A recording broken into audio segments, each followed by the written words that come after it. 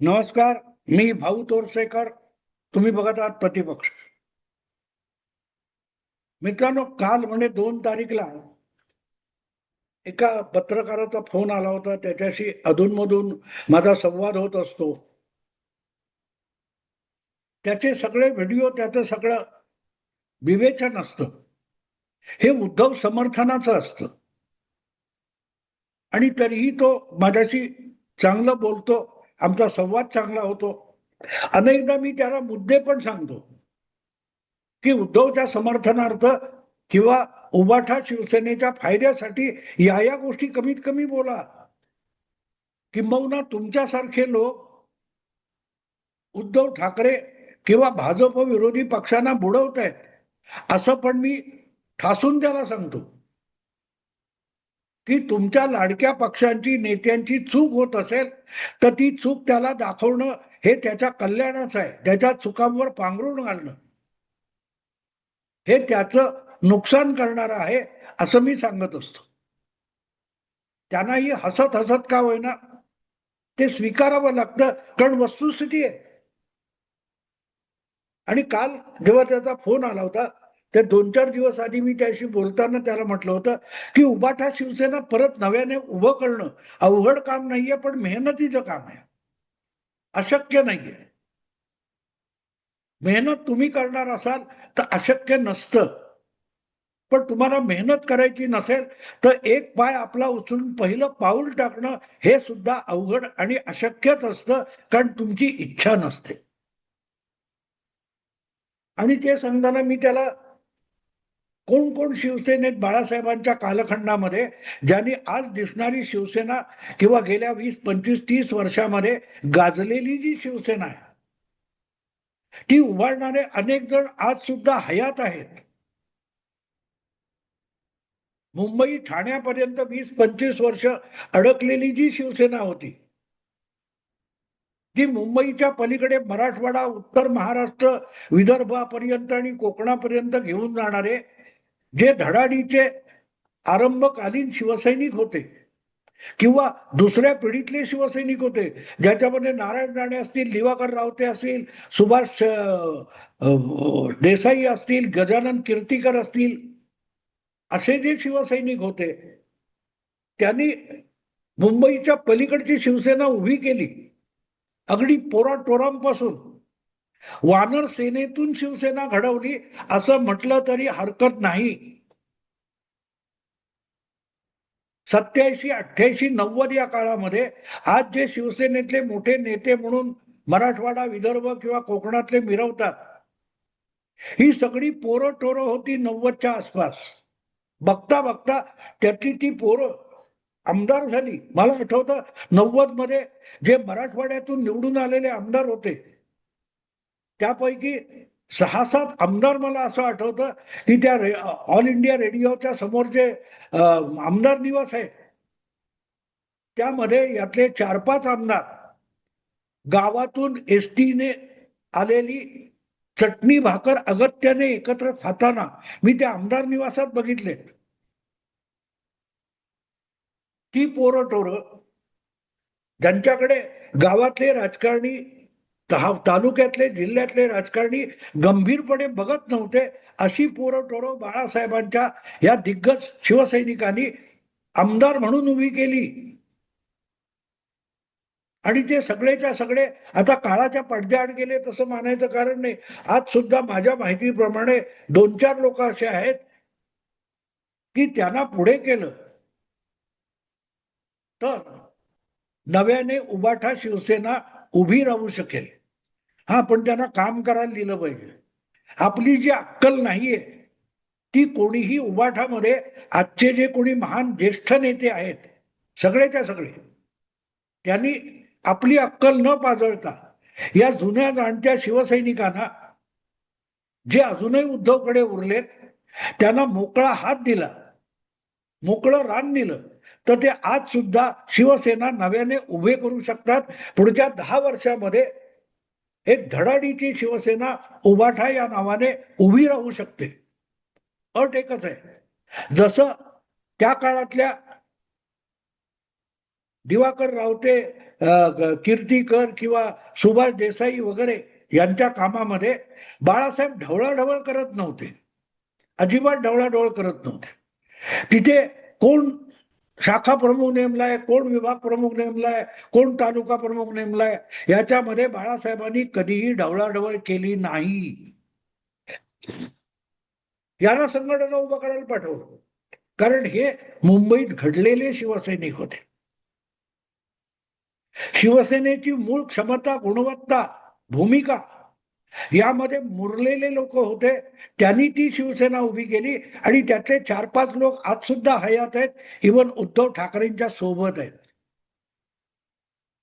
त्यांना संधी आहे का? नाही. आज सगळ्यात मोठ्या शिवसैनिक कोण आहेत?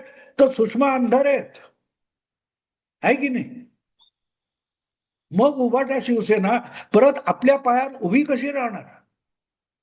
बाळासाहेबांचे पाय लटपटतात, हात लटपटतात, त्याच्या हातात तलवार तोलणार आहे का?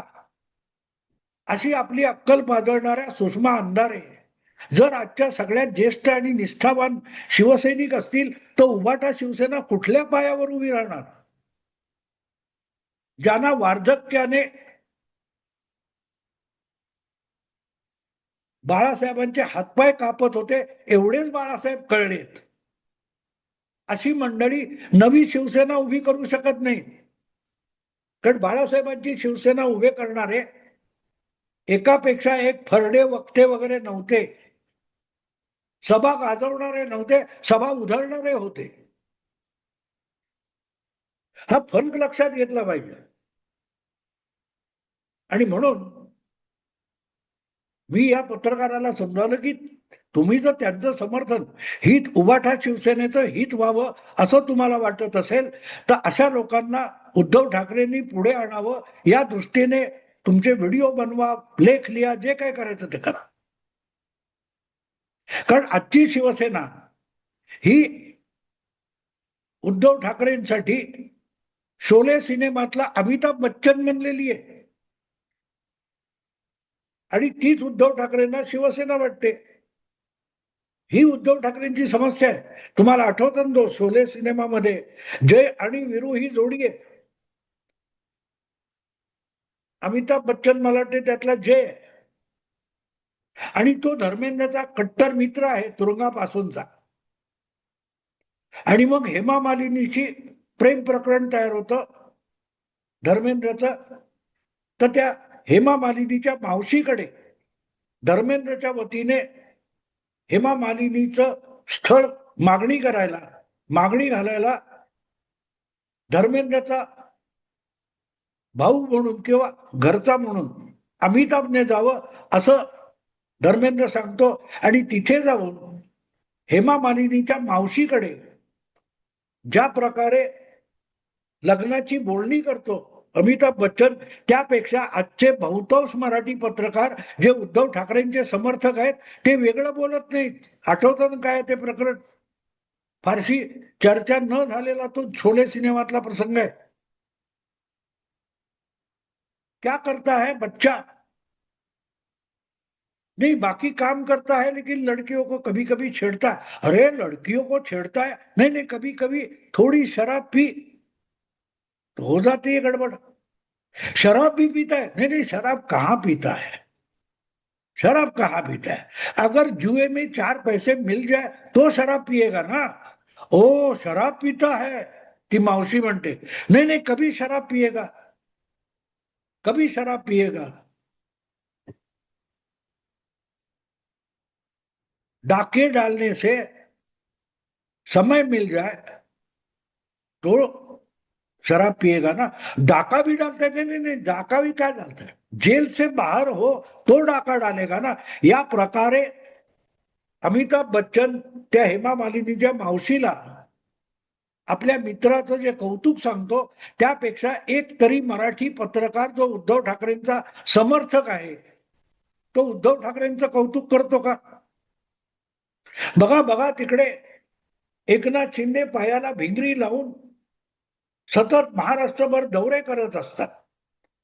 एका बाजूला राज्याचा उपमुख्यमंत्री म्हणून राज्याचा आणि आपल्या मंत्रालयाचा कारभार करायचा आणि तरीही पक्ष संघटनेसाठी अखंड पळत राहायचं, धावत राहायचं, राबत राहायचं.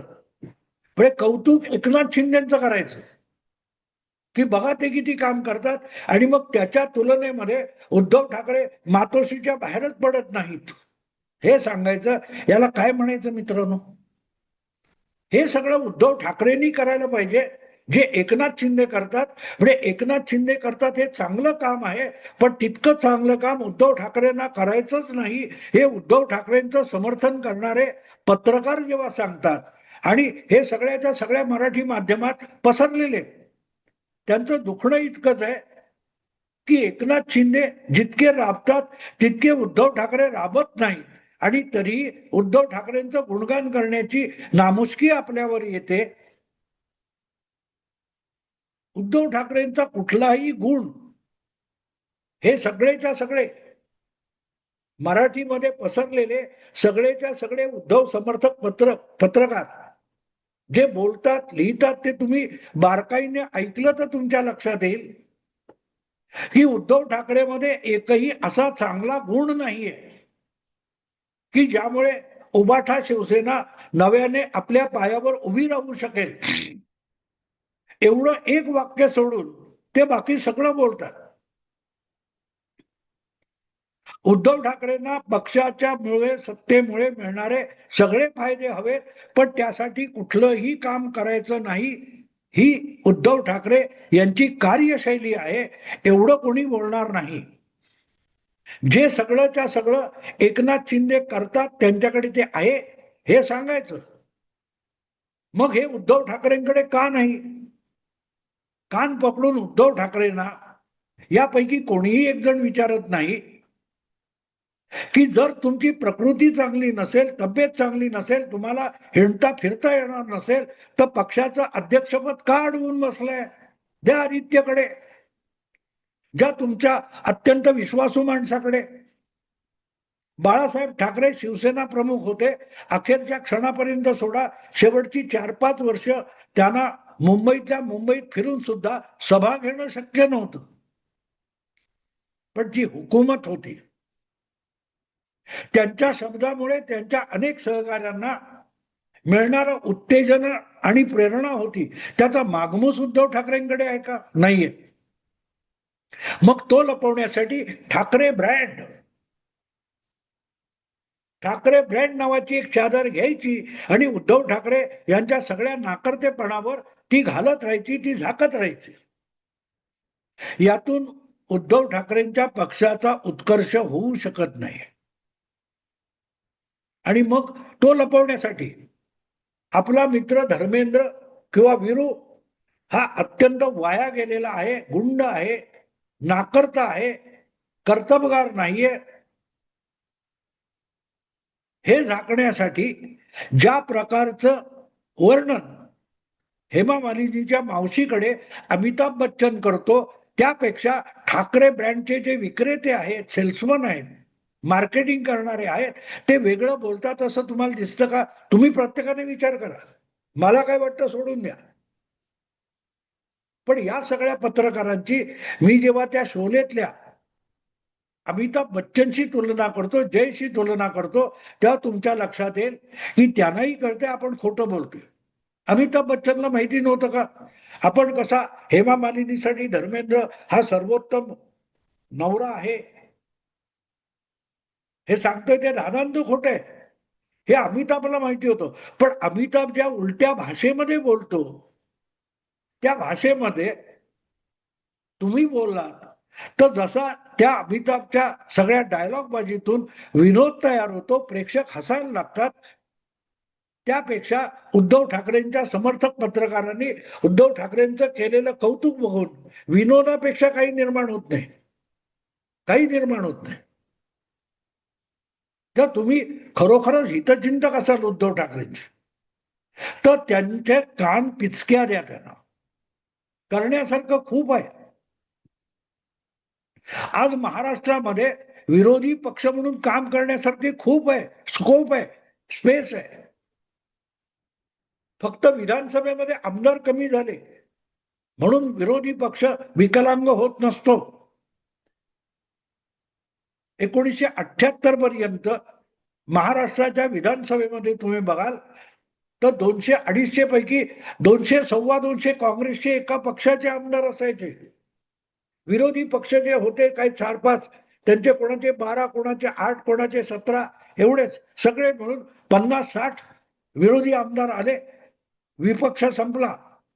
पण ते 50 पेक्षा कमी किंवा 60-70 आमदार अख्ख्या सरकारला ओलीस ठेवायचे आणि दंगामस्ती करून नाही, मुद्दे पकडून सरकारच्या चुका त्यावर बोट ठेवून सरकारच्या कार्यशैलीमधले दोष शोधून सरकारला कोंडीत पकडण्याची क्षमता विरोधकांमध्ये होती. तेव्हा कोणी विपक्ष संपला, विपक्ष उभा राहत नाही असं कधीही म्हटलं नाही. मी तेव्हापासूनचा पत्रकार आहे. आपण विरोधी पक्षात बसलो तरीही आपला धाक सरकारवर असला पाहिजे ही भूमिका होती. कधी एकदा सरकार पडतं आणि मला मंत्रीपद मिळतं अशा आशाभूतपणाने कुठलाही विरोधी अगोदर जगत नव्हता. लक्षात घ्या. आज दुर्दैव असे की ते माशाच्या काय ते कावळ्याच्या तोंडातून सुटेल आणि आपल्याला मिळेल असा जो आषाढभूत काय त्या पंचतंत्रातली कोल्याची गोष्ट आहे तसा विरोधी पक्ष आहे आणि म्हणून तो फुटतो.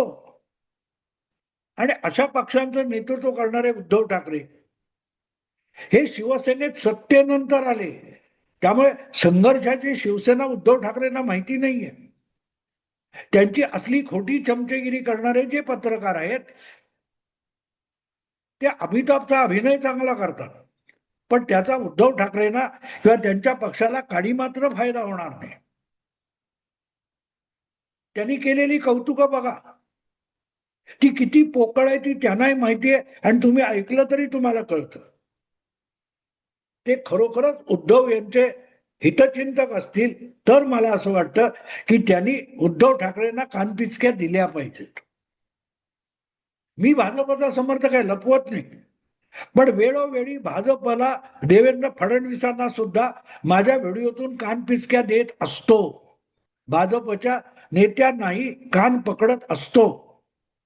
कारण मी ज्या पक्षाचं समर्थन करतो त्याच्या चुका होऊ नयेत आणि नुकसान होऊ नयेत ही माझी अपेक्षा असते. किंवा जे कोणी उद्धव ठाकरेंचं समर्थन करत असेल ते चुकतात असं माझं अजिबात म्हणणं नाही, पण ते जेव्हा उद्धव ठाकरेंच्या चुकांवर पांघरून घालतात तेव्हा उद्धव ठाकरेंना अधिकारी गाळात आणि गर्तेत घेऊन जातात. ते त्यांनी थांबवावं म्हणून हा व्हिडिओ केला.